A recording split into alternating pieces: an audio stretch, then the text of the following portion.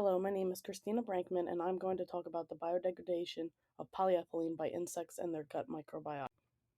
Polyethylene, also known as PE, is a polymeric material made from ethene. It is a synthetic organic polymer and the most common petroleum-based plastic. It is known for having excellent mechanical properties, being cost-effective and durable. There are two types of PE, which are LDPE or low-density PE, and HDPE, which is high-density PE.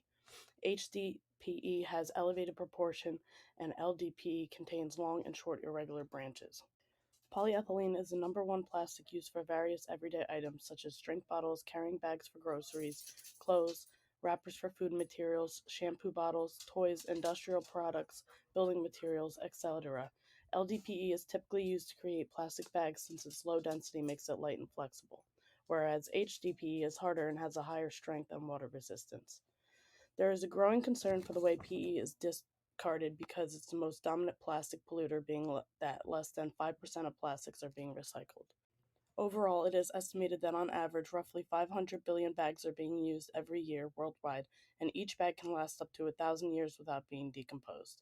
Plastic pollution is being spread throughout the world's oceans due to prevailing winds and surface currents, which leads to marine life ingestion and eventually human digestion.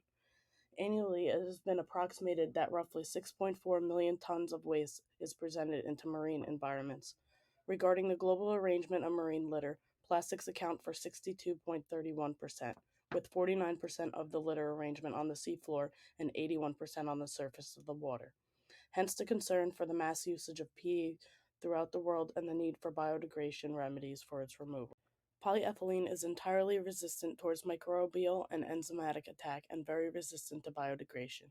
PE is technically not biodegradable, and if it does degrade, it takes an extremely long time to break down into powdery plastic dust, which in return contaminates the soil and water.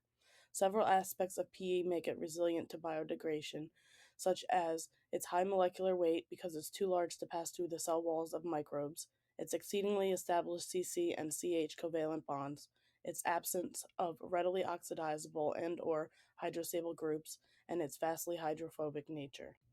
A new technique for the degradation of PE is done by utilizing a specific microorganism known commonly as waxworms. Waxworms are the caterpillars of insects, mainly referenced as wax moths. The waxworms metabolize PE plastic films into ethylene glycol, which is a compound that degrades swiftly.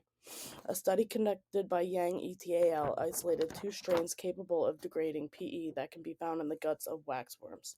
The two strains are known as Enterobacter aspereae and Bacillus. Created using Powtoon.